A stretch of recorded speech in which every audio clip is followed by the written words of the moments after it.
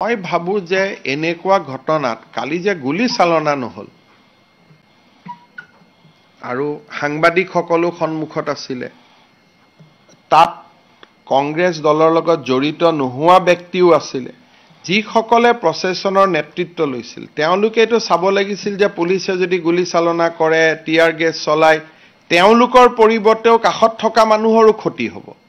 আৰু তেওঁলোকে ৰাজভৱনত বিচাৰিছিলে কি ৰাজ্যপালটো নাছিলে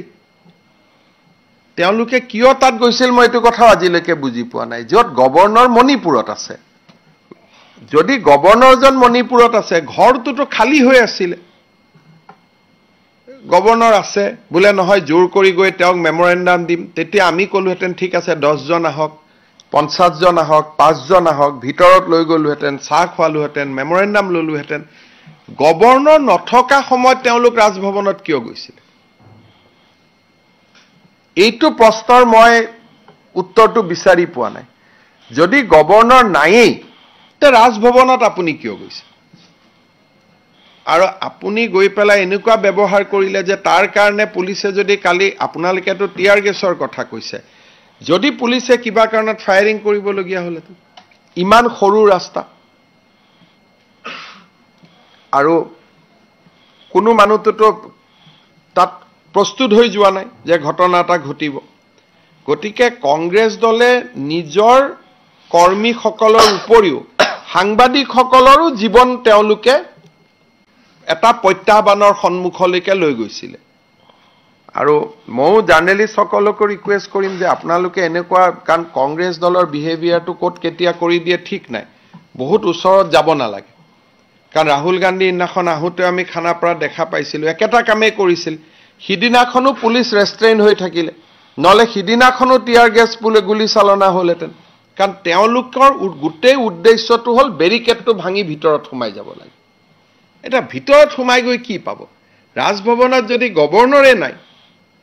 ভিতৰত সোমাই লণ্ডভণ্ড কৰাৰ বাদেতো বেলেগ কোনো ৰাস্তা নাই তেওঁলোকে যদি আমাক কলেহেতেন যে নহয় আমি হুলস্থুল কৰিছো কিন্তু 10 জনক আমাক ভিতৰত যাব দিয়ক 15 জনক আমাক ভিতৰত যাব দিয়ক 20 জনক আমাক ভিতৰত যাব দিয়ক যদি ভিতৰত ৰাজ্যপাল থাকিলেহেতেন আমি তেওঁলোকক মাতি লৈ গলোহেতেন যে আহক লক কৰক এটা যত ৰাজ্যপালে নাই তাত তেওঁলোকে কিয় হুলস্থুল কৰি আছিল এই প্ৰশ্নটোৰ উত্তৰ মই আজিলৈকে বিচাৰি পোৱা নাই যে গভৰ্ণৰ নাই তেওঁলোকেওতো জানে গভৰ্ণৰ মণিপুৰত আছে গতিকে তেওঁলোকে তাতে কিয় গৈছিল ৰাজ্যপাল নোহোৱা ৰাজভৱনটোত কিয় গৈছিল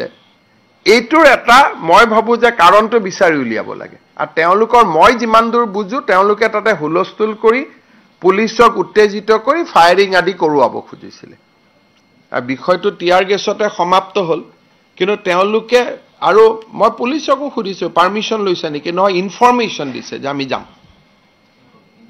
ইন্টিমেশন পাৰমিশন বিচৰা নাই গতিকে মই পুলিচক কৈছো গোটেই ঘটনাটো যেহেতু অকল কংগ্ৰেছৰ সদস্যই আহত হোৱা নাই সাংবাদিকসকলো আহত হৈছে সেইকাৰণে বিষয়টো তদন্ত কৰিব লাগে এফআইআৰ কৰিব লাগে মই উদ্দেশ্যটো এতিয়া কাৰো লগত মই কথা পাতা নাই মই আজি ইমান দিনে বিৰোধী কৰিছো আন্দোলন কৰিছো কেতিয়াও গভৰ্ণৰ নাথাকা জায়গাত ৰাজভৱনত কিয় যাম থাকা জায়গাতহে যাম গৈ পেলাই তাতে কি হয় আমি যেতিয়া আন্দোলন কৰো তাতে পুলিচে আমাক বাধা দিব আমি কম আমি যাম তেতিয়া এটা আলোচনা হয় যে ঠিক আছে গোটেই যাব নালাগে 10 জন ভিতৰত আহক বা 5 জন ভিতৰত আহক তেতিয়া পুলিচে 10 জন বা 5 জনক ভিতৰত লৈ যায় তেওঁলোকে গভৰ্ণৰক মেমৰেন্ডাম দি উভতি আহে